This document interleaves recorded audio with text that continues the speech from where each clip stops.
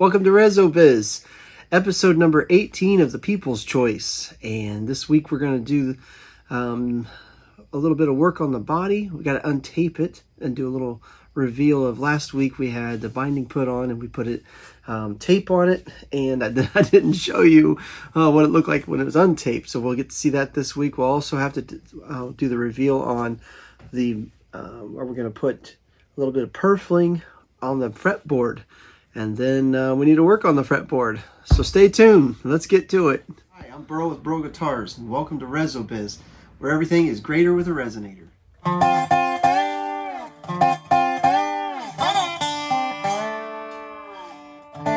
Now for our People's Choice reveal. It was 100%. We're going to take a little bit of this purfling and we're going to add it to a little bit of binding, and we're going to go around the fretboard with it. And that's what we'll be working on this week. All right, let's get to it. Well, we're getting down to the little minute details that I don't think they're very glamorous, but they are what really make the difference in a really good job and just a so-so job. And there's just all sorts of little, I don't know, it's in fact it's kind of weird. I got thinking about how to make these next few videos. We're getting down to where there's not much left to do, and a lot of what has to be done is, you know, you can do the work, but when you get done, you really can't see it. For instance, sanding the body of the guitar, you got to make sure you get each grit and stage of grit of sandpaper marks out of it, and a lot of times I can't even tell when I've got it all out. I've got to just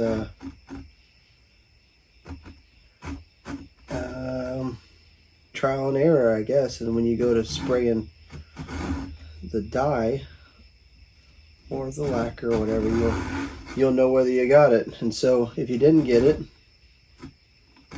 you take longer the next time. I got little things I do to check it, but while you're sanding it, you can't really tell. And so it's not something I can, you know, here's what we're gonna do. See, I got it done. You just can't tell. I wish I remember the quote I'm thinking of, and I might have said it in the last video. We get to this point and I always think of it. Boy, I have to look it up. There's a quote that talks about little things. Something about trifles and little things.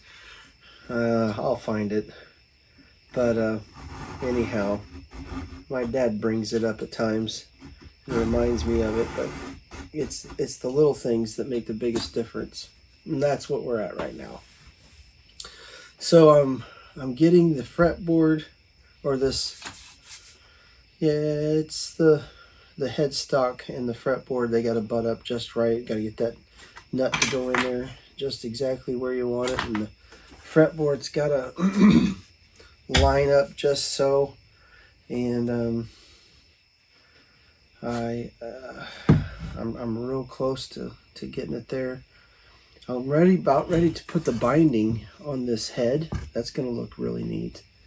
But I've got to wait because I got to get this glued on and everything shaped just right, so that when the binding cutter that I got follows the profile, and whatever profile you got, it cuts in just the exact depth of my binding, just that much more, so it'll follow it exactly. Well, right now it's not quite exact, so I got to get to that point. I've got filler that I've got to do on the binding here, in between the binding little spots, and sanding. So a lot of boring things. They make a big difference later on, but you don't see a lot of it. A lot of just time-consuming things. So I think this week's video is mainly just going to be, you know, I'm going to get this neck put together. This will be fairly interesting. We'll get this purfling put on here. I was really tickled. 100% vote, I think. I think that's how that worked out. It was absolutely 100%. Everybody wanted that purfling on there, and I'm really glad because I really liked it. All right, well, a little less talk, a little more work. That's gonna get to it here. All right, so because it's funny how the littlest things can make a difference, but my width of my necks is 1 7/8 at the nut, and when you put these two thin pieces of purfling together, you're just slightly over an 1/8 inch thick. So they're just a 1/16 strong, I guess. And so I was sitting this up against here, and I was thinking, it looks a little wide, which is funny because we're only talking about 1/8 of an inch, but you know, I could see it. So I got measuring, realized I had to narrow my fretboard a little bit more before I glued this together, so I would get the right width of neck when it's all said and done. So I have narrowed this, and now I'm about ready to glue it up. I'm going to do it a little different than I normally do. I got a jig to put my binding in and kind of do it all at once. But as long as you got whatever this stuff is, accelerator, it ain't too bad just to do it a little bit at a time. This stuff makes the glue grow. It makes my glue grow fast. I think what I was trying to say was makes my glue dry fast. And so I'm actually just gonna hold it in place in a little spot. Hit it with some glue. Hit it with some accelerator.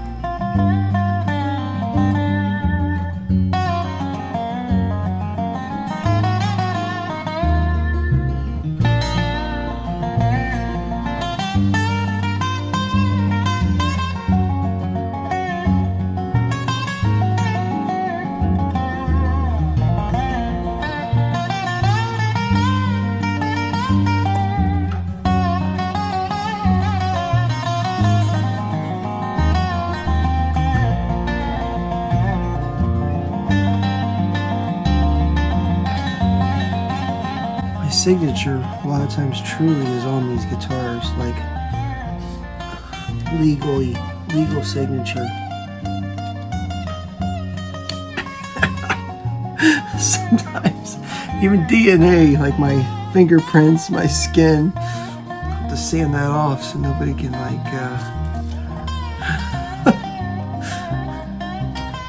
take the guitar apart and get to my bank account or something. I don't know if you can see that or not, but little fingerprints, little skin left right there. I'm sure there's a safer way to do it.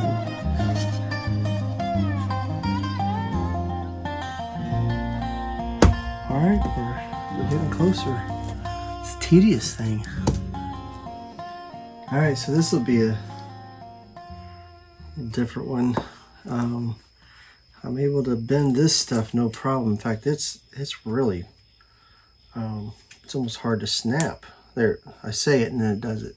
But I was folding it earlier, and it just doesn't. You know, it stays together pretty good. Anyhow, ebony will not do that. So this is wet.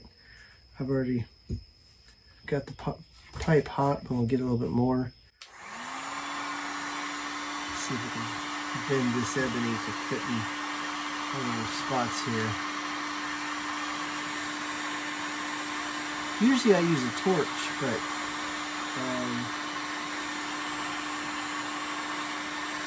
well, I don't have it.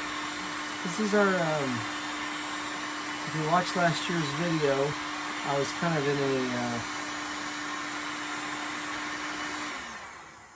I don't know if you can hear over this.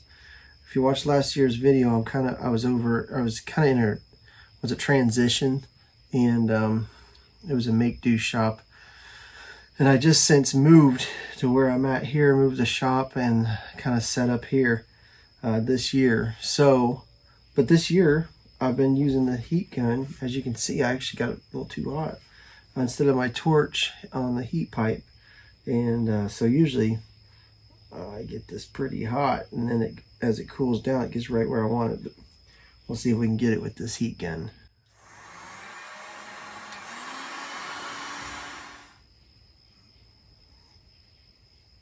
There we go.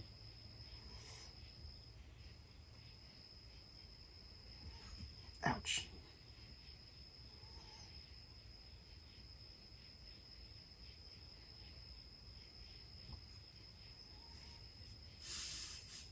You hear that?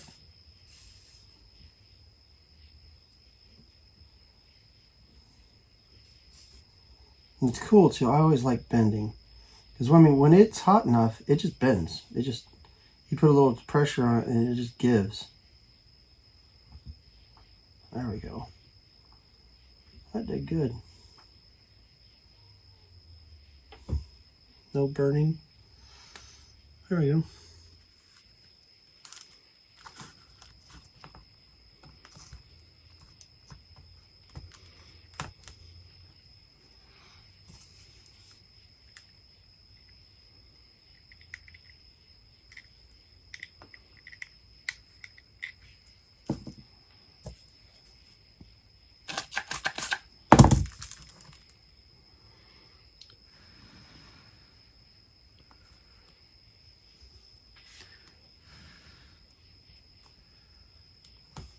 Alright. Hey, now that looks nice, doesn't it? It's little custom whiskers. It's like, we'll call it it's the catfish fretboard there. Make a matching side out of it. Alright. There, see now? That's custom. That's just, we'll just put that on the end of the neck and stick that up. Just kind of come up to the cover plate. That'd be great. Right there. Totally custom. Alright. I'm just kidding. I'm just kidding. Cut these off. Okay. I got it cleaned up. I cut those off. Shaped it a little bit. And now we're ready for the next bit of binding here. Make sure everything's gonna work. I'm looking for that piece that just fits just right. There's that one. Hey, I did it. I didn't glue my finger.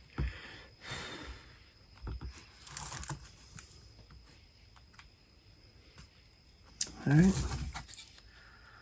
There's that one. Same thing. I gotta trim it off. Clean it up. I'll put our last one in place. It looks, I mean, it looks like a mess.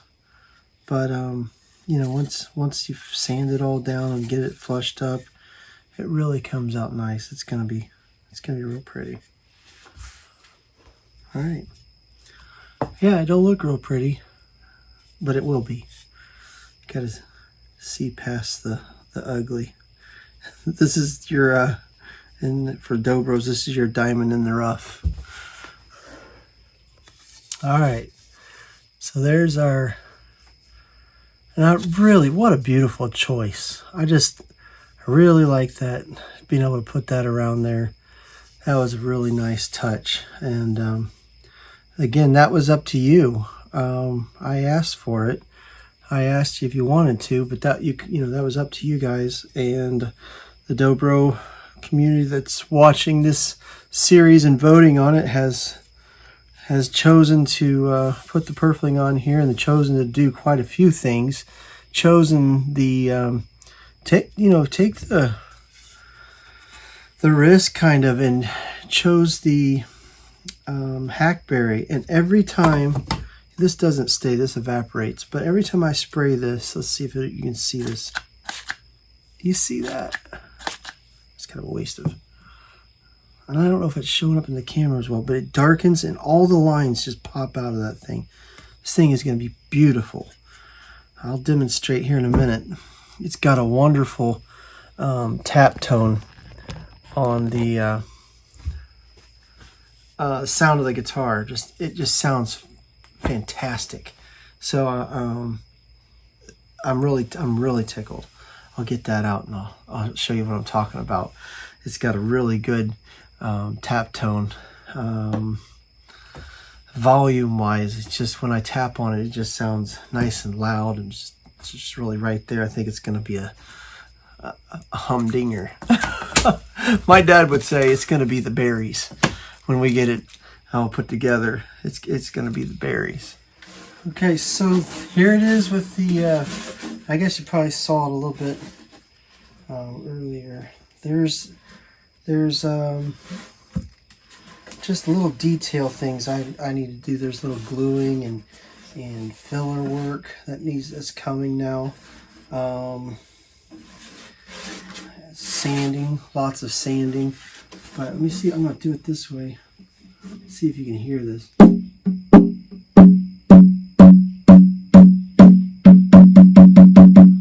I don't know if you can hear it. There's a bell tone to it, and it's holding a note. There's a it doesn't just go boom, but it boom. It just well, anyhow, it's got a nice loud sound, and I'm expecting it to be a really neat sounding guitar. So I'm excited. I like hearing that. So I think it's got a really, really good tone to it already. It's already wanting to sing. This is going to be definitely a one-of-a-kind guitar. Again, when we put the finish on this, it is going to be such a big surprise. I can't wait. I just did one. I'm doing. I did a myrtle, and once I put the finish on it and started just to bring it out, I just couldn't believe. I'm always surprised. I think I know, and I've already, I did one just I don't know, last year or something, and I know what they look like, but then you work with it, you get used to seeing it, and then you put the finish to it. It's like, wow. So we're right here where we got to decide. Last week I was talking about the palm rest. I wanted to make a palm rest, and I didn't get. I've had a busy week. I'm kind of juggling a lot of different things, and I did not get that palm rest. I got a special one I want to make for this that could fit nice with it. And I think even we were talking about, do we want a wooden palm rest? That one, and we decided we did want one, but we did not do. I didn't have the choices for you of what color, but people already mentioned doing ebony, and so I got something special with ebony, and I'll give some other. I've got some other pieces, chunks of this myrtle. This was firewood. I was cutting it. It just kills me. You see that? It's just. I got this beautiful piece here for a customer. This is gonna be a neck block. Just you see why? What does it do for you? Well, it's hard. It's got a. We already hear the tone. It's a hard wood. Not as hard as maple, but on the guitar, I don't think it's gonna hurt it to put this block in there. But it's just so pretty. A little softer than the maple, so I'm playing with it just for the use of tone. I've kind of got an idea how it would affect it, if you can even hear it. But also, because the other one I'm doing has a sound forward hole, you can look inside. I thought, man, it'd be neat to look inside and be able to see that piece of hackberry in there. It's such a pretty piece. So that's going to be for a customer, but I'll have an option for a hackberry palm rest. I'll have an option for an ebony one, and I'm going to put some detailed stuff in that. I should have that next week. I was trying to have it this week, but all I seemed to get done was sanding on this thing, and now we've got our fretboard ready to do the inlay, and I've worked a little bit on the neck, adjusting this thing to get it so that once I put the nut in it, everything's going to fit up. I got to flush this up a little bit, and we're going to finish this neck out a little bit here, and we'll get that smoothed up, and we'll be able to put the binding. We'll get binding. That's going to look real nice, the binding on the head of this. So, and then when we do that, it's just smooth it up. And so we need to know, do we want it glossy or do we want a matte finish? I've got dust on this, but this is a matte finish. So, and then I don't have in my guitar that I usually have hanging up is the distressed model, and it's an oil finish, and it's because it's the distressed finish is the way I did it like that. I wouldn't think you'd want that on this. And everybody knows what a gloss finish is. Here's my vote. My vote is gloss finish. I'll send out subliminal messages. I envision it with gloss because we have all this amazing wood that's going to pop. I don't know if you can see it. I can see it. The quilting is amazing in this top, let alone the spalting that's in the maple on this top. So to me, the gloss acts like a magnifying glass, and it just brings out all that stuff. That's why I have to take, and I'm sanding it like we're going to be putting a gloss finish on. I'm hoping you guys will choose that this week. That's what we're voting on. Do you want gloss or do you want matte? See, I didn't think you would either. So that's good. Oh wait, no, you haven't chosen yet. All right, we'll have to wait till next week to see what everybody thinks. Is it gloss, or is it going to be gloss, or is it going to be a matte finish?